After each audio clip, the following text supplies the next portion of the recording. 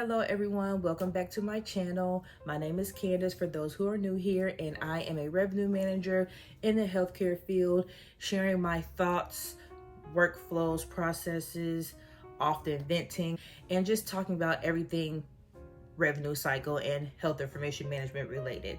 It's been a very long time since I've done one of these. It's been a bit of a struggle with working 2 days in the office and then 3 days at home. And at home, my desk is in my bedroom. So just trying to get adjusted to that so that I am able to film and, have discussion with you guys here on YouTube. So today is, what is today? Today is the 7th. It is Friday, October 7th. It's still the first week of the month, so I have a lot of reporting to do still, getting providers the information that they need. And I'm also working on a couple of projects as well. So in addition to that, I also have some topics to talk about. So let's go ahead and get our day started.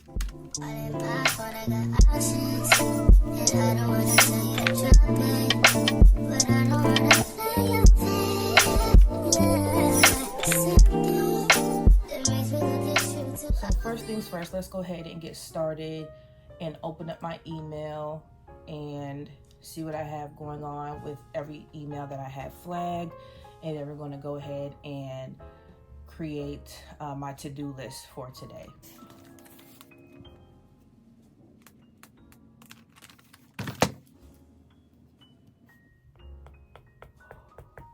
Oh my gosh, my pen is not working.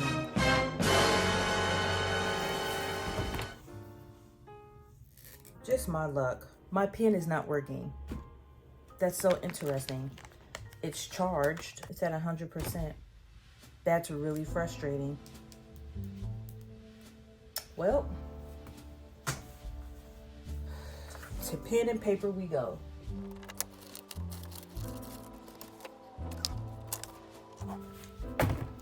I give up. I absolutely give up.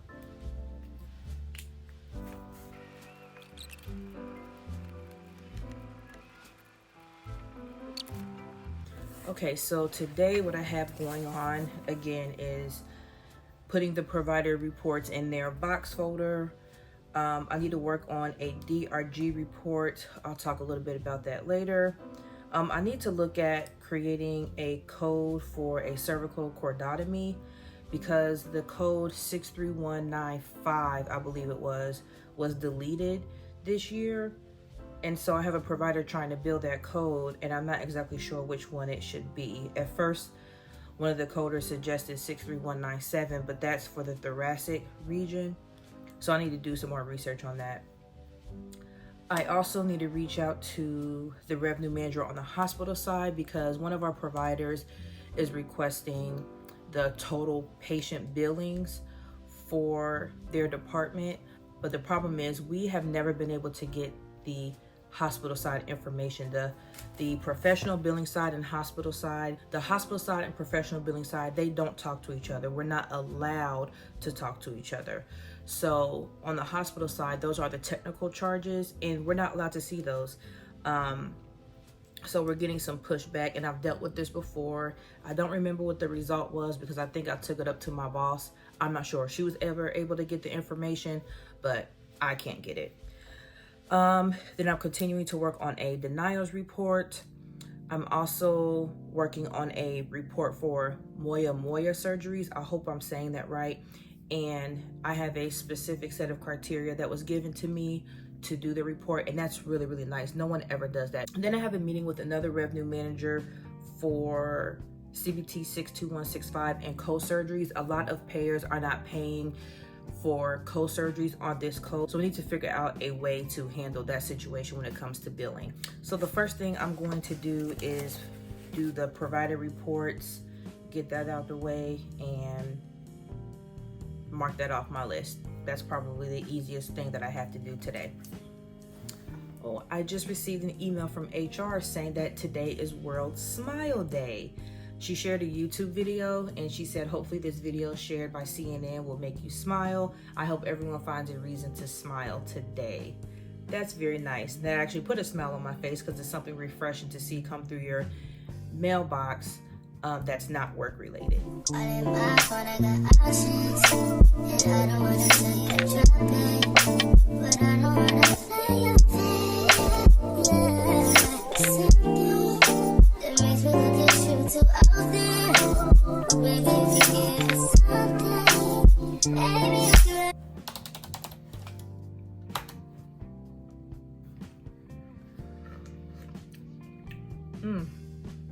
pumpkin spice time.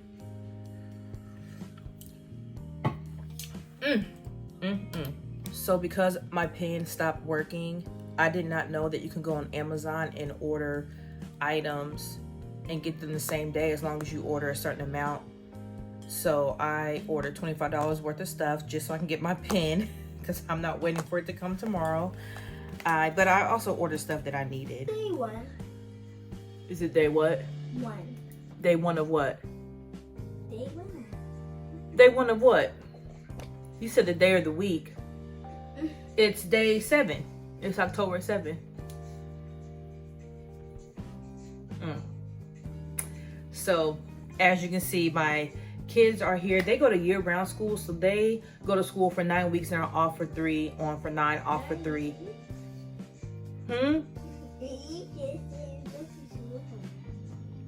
So the days that I am home, they're home with me, and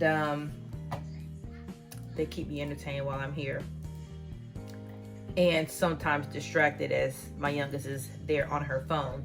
But it's 10:23. I wanted to make breakfast and make me a bacon, egg, and cheese muffin or English muffin, but I have a meeting at 11 o'clock and I need to do some preparation for this meeting. And I'm such a procrastinator. There is actually a file that there's actually a file that I should have worked on. So this is for that 62165 issue with the co-surgery with using modifier 62. You have modifier 62 for the co-surgery and modifier 80 for assistant surgeon. Am I lying? No, I'm not. Modifier 80, yeah, for assistant surgeon.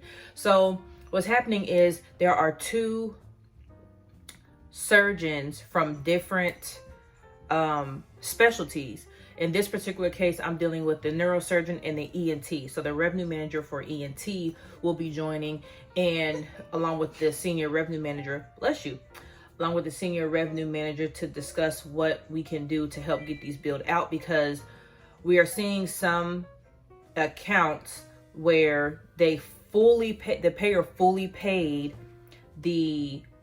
one of the surgeons, and it was the ENT surgeon. It wasn't my surgeon. And then they denied the neurosurgeon's claim when in reality, the surgery was actually a co-surgeon. They did 2 distinct parts of the procedure and they should get paid accordingly.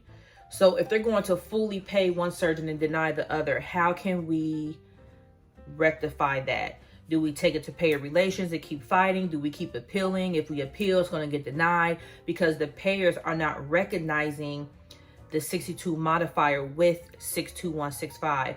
But it's interesting because for the ENT doctor, that code was still billed with 62165. So if the payer is not recognizing the 62 modifier being billed along with the procedure, then how did that claim even get paid? That's what's really confusing to me. So what I initially did was I ran my own report with the accounts that denied for co-surgery and did my own analysis, and it wasn't that many. However, when I look at these accounts for, oh, this is all departments. So let me go to the bill area for neurosurgery. So, oh, and then I need to filter it on the charge. So what I initially did was I ran a report for my areas with the 62165 that had a denial code or remark code of 54, multiple procedures or multiple physicians not allowed or something like that.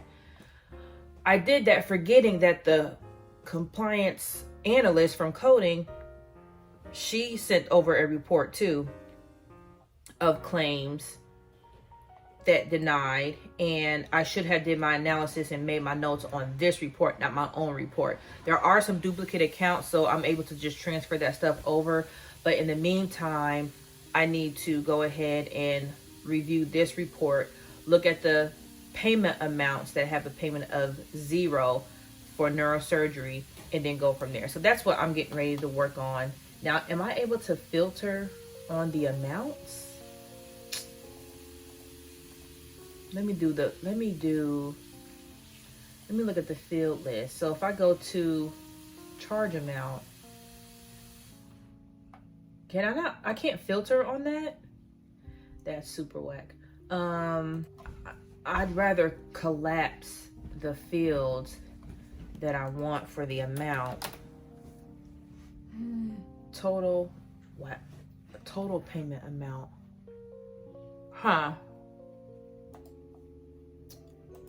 So what I'm going to do is copy and paste this, take out the ones that are zeros, and go from there. So when I take out the ones that are 0, those that are left, I shouldn't have that many accounts, but we'll see. Still quite a few accounts.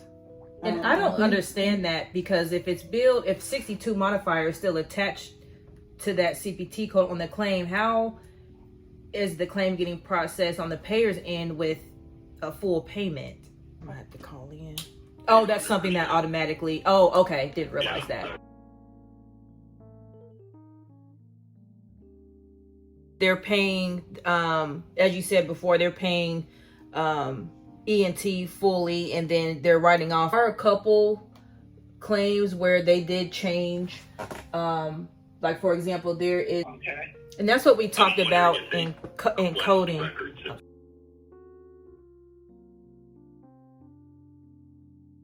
I am beyond irritated. I have not been able to get my Zoom audio to work right at all. I don't know what the problem is. I don't know if I have to have my laptop open because it's blocking the speakers, but then I have speakers hooked in. It's so frustrating. And then on the phone, trying to participate and interject when I can with questions or any comments that I have, and I can't.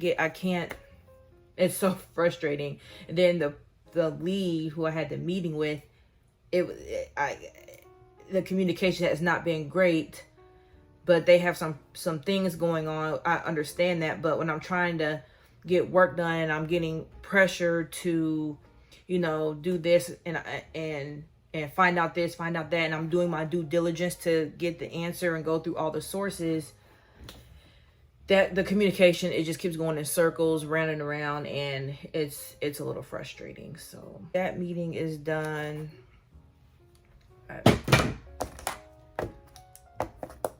I placed the provider reports in their box folder, so that's done. I need to work on some the work queue stuff, and I'm going to reach back out. Let me go ahead and send out an email to the other revenue manager on the hospital side, just so I can mark that off my list. All right, I've honestly gotten distracted. My hair is getting on my nerves. I feel like today's not as productive as it should be, but we move. So I did want to bring up a funny topic that I was going to talk about, because another colleague in the department asked me, do I know who so-and-so is, only the first name, that works with an APP, because she needs to get some information from her. No, I searched the org charts. I searched in Outlook by that first name just to see if maybe something will come up by the department, and I couldn't find it. Okay, am I leaning and rocking? Lean with it, rock with it. So I kind of chuckled at it, because I have the same resources as everyone else as far as contacts go and the org chart. So yesterday, my colleague, coworker that I share office with, she was asking me questions, and she said, do I know which APPs work with which doctors? And I said, I'll have to check the contact list.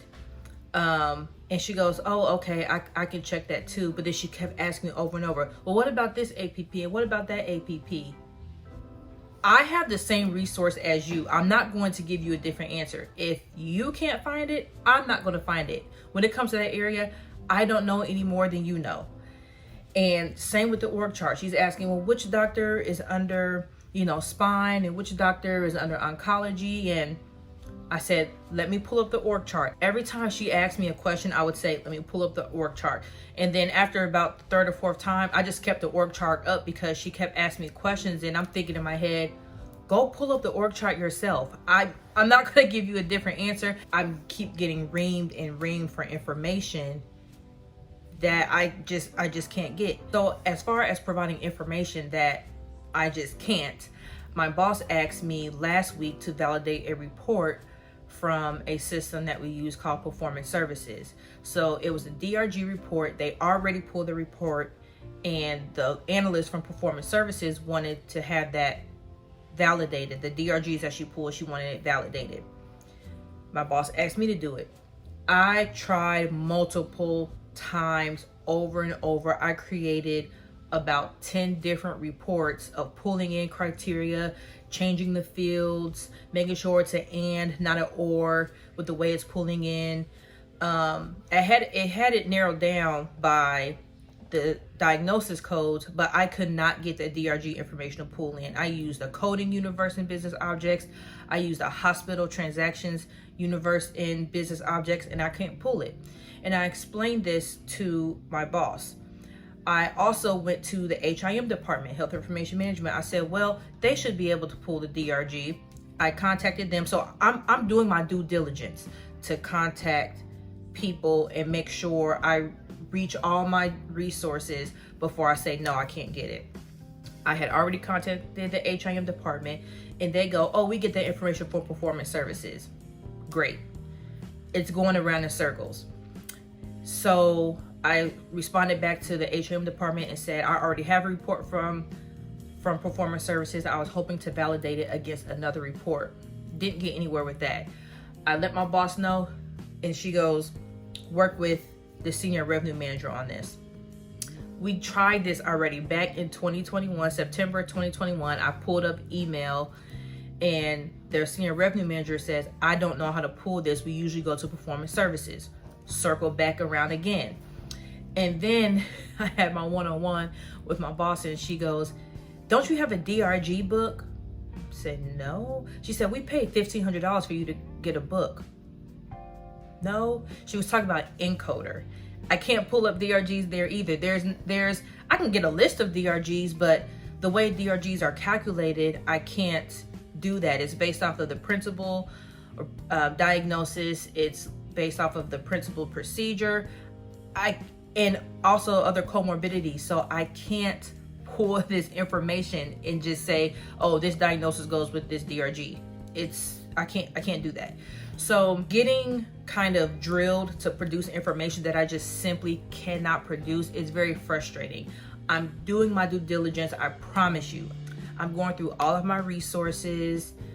I'm researching to see how else I can get it. I'm Googling for business objects, what the criteria should be, how do you pull DRG information, because in business objects, in the coding universe and the hospital transactions universe, the option for DRG is there. I just couldn't get it to pull in. I couldn't. And going to who would be my senior and asking information, I've already done that. He can't get it either. So I'm at this point where I'm kind of over getting these requests because I can't do it. My colleague did the same thing last week. We had our finance meeting, and she's asking me, well, why is this provider's cases down? Do you know why these cases are down? I said, no, I don't. Well, you're going to need to know that information because they're going to ask why those cases are down. I just said, okay. At this point, when she says stuff to me, I'm pretty much entertaining her. Because no, I don't need to know why cases are down. That's an operations issue. You want me to go to that physician and say, hey, you're down 6 cases. Why?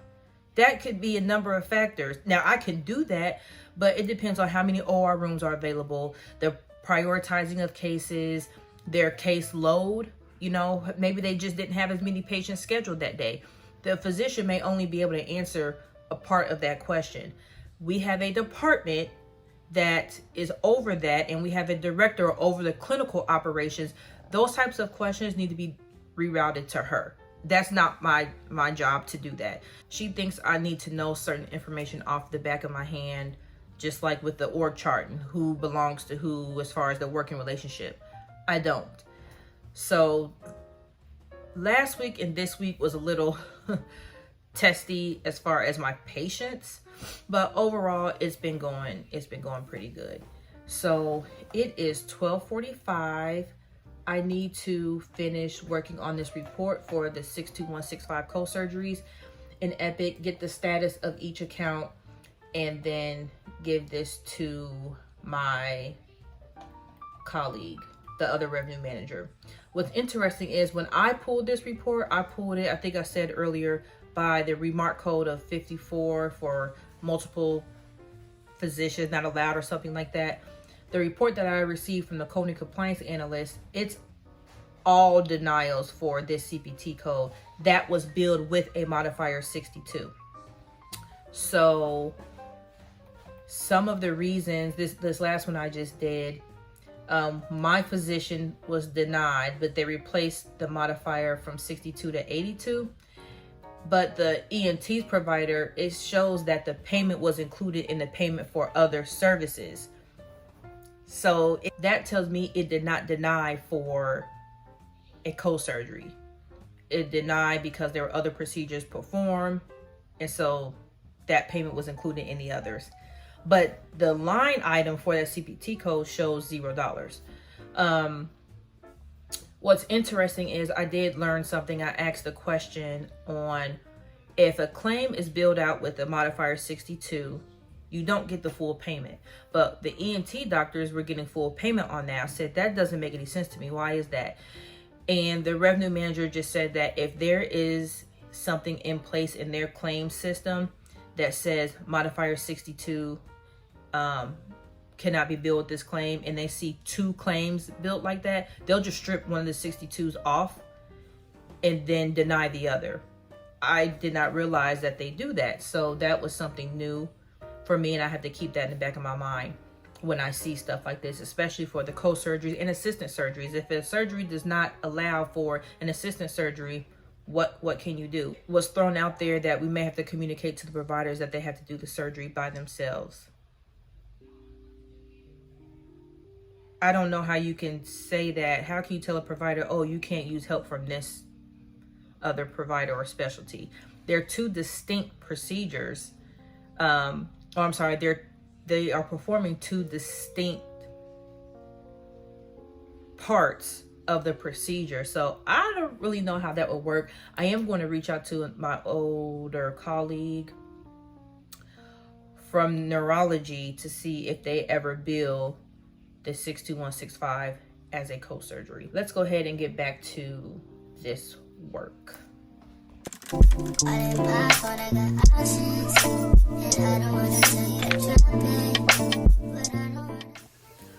All right, so me and the girls are starving, so I'm getting ready to go get us some lunch, and then I'll be coming back to finish up work. Well, we are now back from lunch, and a lady called me. She called me twice back to back. First of all, if you call me and I don't answer, don't call me back to back. Leave a message. And it's funny because I kept checking my phone to see if I got a voicemail or an email, and she finally did email after she called. At 1:50, she emailed 40 minutes later. So I'm getting ready to take this call to see what she needs help with. Hello, this is Candace. You can, I'm pulling up my encoder now, And if you want to give me the codes, then I can check for any relationships, like conflict between the CPT codes. 22551 846 cannot be billed together. And I can print this page that I'm looking off. Actually, let me see if I can do that now so we can look at it at the same time. It paid the 854 and the 63081.